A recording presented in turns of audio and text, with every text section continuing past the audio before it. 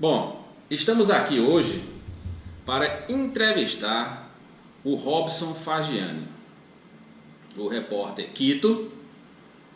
Periquito, vai fazer algumas perguntas ao Robson Fagiani, que Robson Fagiani dispensa apresentações. Não vou fazer as apresentações, porque, como eu disse, ele dispensa apresentações. E estamos aqui, Robson, para fazer algumas... O tema, na verdade o nosso tema é a importância da escola na evolução de uma criança com TEA. Com TEA e com outras possíveis deficiências também, né? Exatamente. Não serviria só para o TEA essa conversa. Exatamente. Então vamos lá, vamos à primeira pergunta aqui. Qual a importância da empatia dos pais com a escola para a harmonia do conjunto? Bom, primeiro eu acho que é importante dizer a importância da escola, para depois falar da importância dos pais, da empatia dos pais com a escola.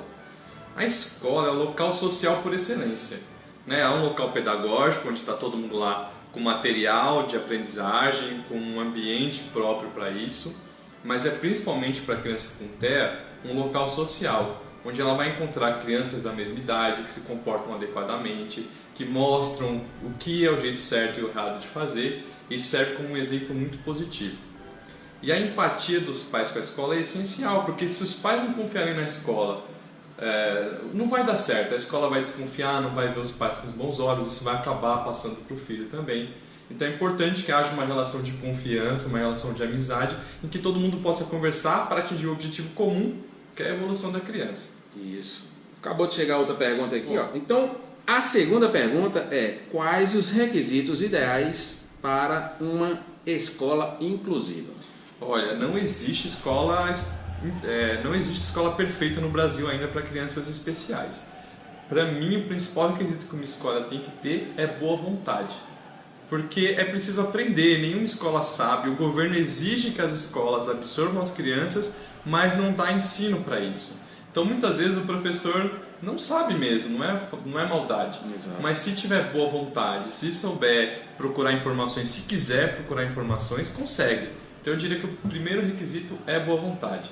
E o segundo é ter coragem, persistência e paciência de fazer com a criança com TEA a mesma coisa que faz com as crianças sem TEA. Ou seja, ensinar, dar limites e assim por diante.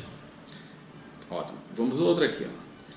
Quais os principais pontos que os pais devem observar para avaliar uma escola e seus professores? Olha, um ponto importante é que a escola não tenha muitas crianças na sala de aula. Pode ficar confuso para a criança com TEA se tiverem muitos colegas. Então esse é um ponto positivo, que a escola tem que ter poucos alunos na sala, né? Um limite ali de 15, 16, muito acima disso pode ficar confuso. Isso, claro, varia de criança para criança, mas é uma média interessante, tá? Então o primeiro ponto é esse. O segundo ponto, seria interessante que tivessem ambientes variados, né? Se for uma escola que tem um ou dois ambientes só, a sala de aula e o parquinho, pode ficar às vezes um pouco maçante para a criança. Então é legal que tenha uma quadra, uma sala de psicomotricidade, uma piscina. Não são itens obrigatórios, mas digamos assim que isso ajuda a rotina não ficar chata, né? Sempre ter novidades. Entendi. Quais os sinais deveremos observar nos filhos para confirmar se a escola está adequada ou não? Eu acho que o principal sinal é se a criança está trazendo novidades, se ela está aprendendo lá, se o comportamento dela está mudando. Porque muitas vezes a criança vai para a escola só para passar o tempo. Então a gente precisa ver se ela está de fato aprendendo, se ela está querendo ir para a escola, se, por exemplo, quando ela põe o uniforme, ela fica feliz ou ela chora. Né? Quando ela vê o professor, ela sorri ou ela foge. Eu acho que esses sinais comportamentais que os pais têm que ficar de olho. Entendo. Até onde vai a escola e de onde parte o papel dos pais na evolução da criança com TEA e sem? Isso é importantíssimo, porque eu diria que não dá para dizer qual é mais importante que o outro. Você pegar uma semana, 20 horas da semana a criança está na escola. É um período muito longo, né? só que muito mais ainda tempo com os pais. Então os dois têm que trabalhar forte e em conjunto para que a evolução da criança aconteça. Eu não acho que existe uma competição de qual é mais importante. Dá para dizer que os dois são igualmente importantes e só ressalta a importância de que escola e pais tenham empatia um com o outro. Importante, né? Qual o parâmetro para saber se o seu filho está acompanhando a turma ou deve repetir de ano? Em alguns casos, adiantar o ano. Essa questão de adiantar o ano é muito curiosa. No Brasil, a gente é muito bom para trabalhar com crianças que têm atraso cognitivo, mas pouco conhecemos sobre crianças muito inteligentes. Então, eu nunca vi um caso de adiantar de ano. Teria que pensar em critérios e eu não tenho experiência com isso.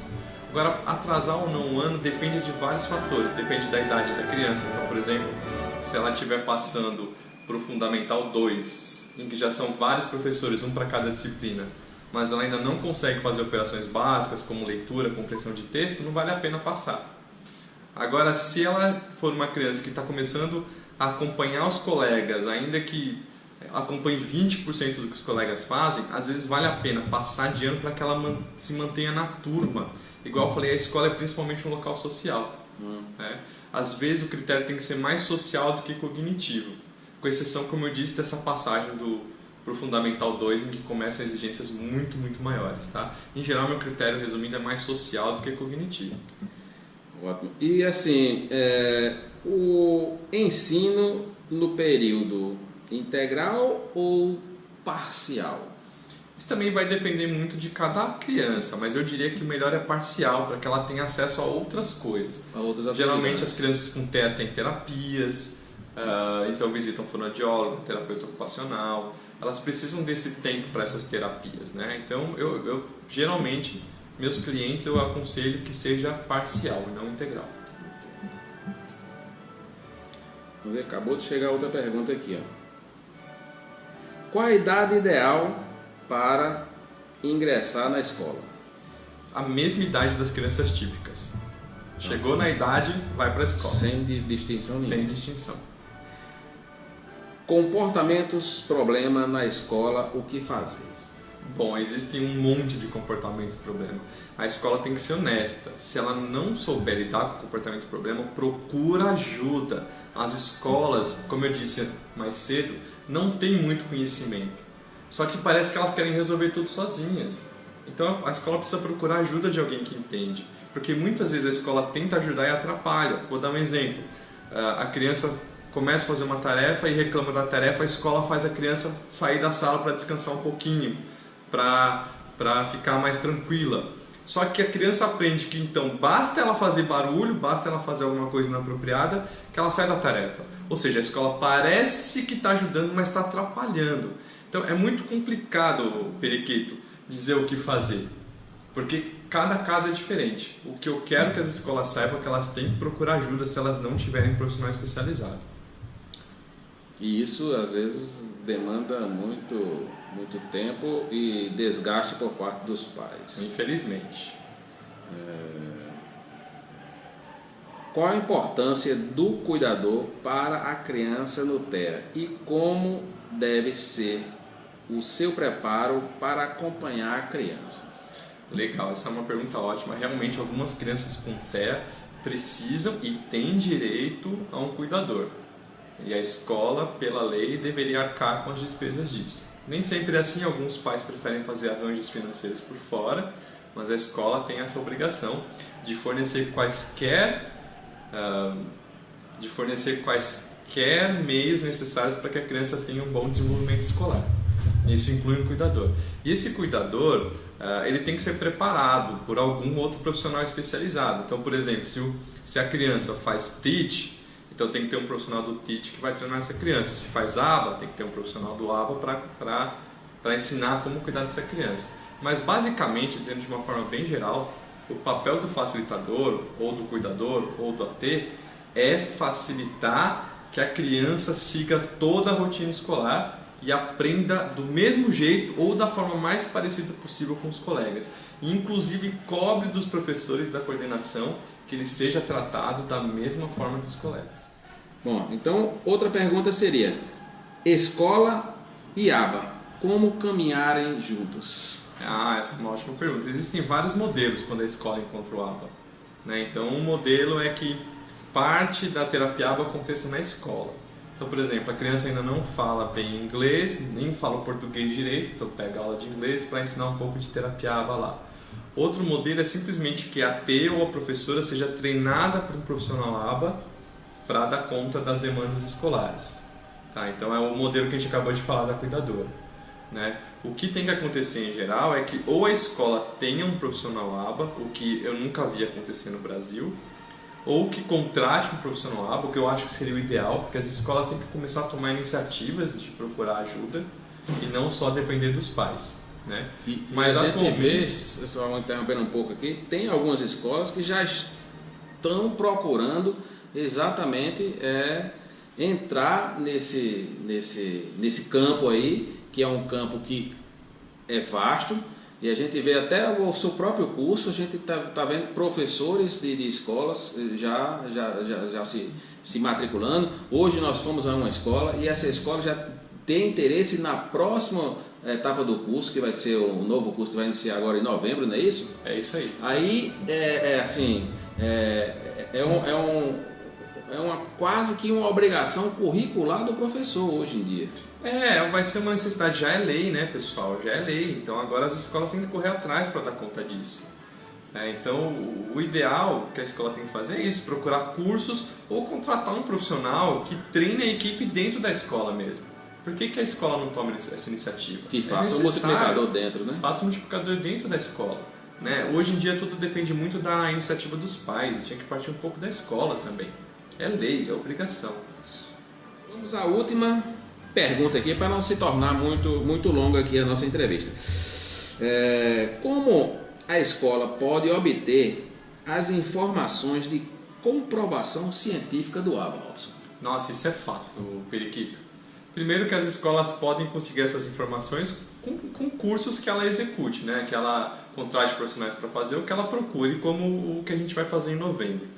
Mas a internet está aí, gente. A internet tem milhares de artigos sobre terapia aba. Basta querer digitar e ler. Tem coisa para não acabar nunca. E assim, e muitos artigos comprovadamente, e agora a grande maioria é em inglês, né? A gente vê que nos Estados Unidos a gente vê que assim, o investimento que eles fazem lá é um investimento de saúde pública. É um investimento que você está fazendo ali é como se você estivesse cuidando dos dentes. Exatamente. É um escovar dente. Exatamente. Basicamente isso aí. Mas eu sei que você falou que ia encerrar, mas esse assunto me lembrou de uma coisa importante. Está começando a acontecer no Brasil uma história parecida com o que já aconteceu nos Estados Unidos, que começou com a popularidade da terapia aba, que vem acontecendo no Brasil agora.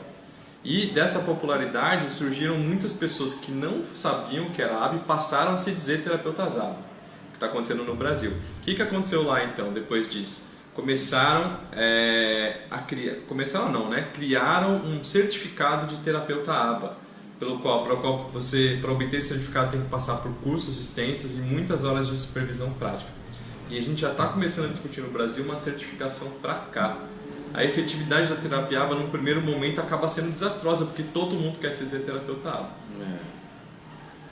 Exatamente. Mas não chegou mais nenhuma pergunta aqui. Agradecemos aqui aos Robson Fagiani. Obrigado, Periquito. Até a próxima. Quem sabe a gente tem um novo tema. O tema de hoje foi escola, né? Então, na próxima oportunidade a gente talvez faça um outro tema.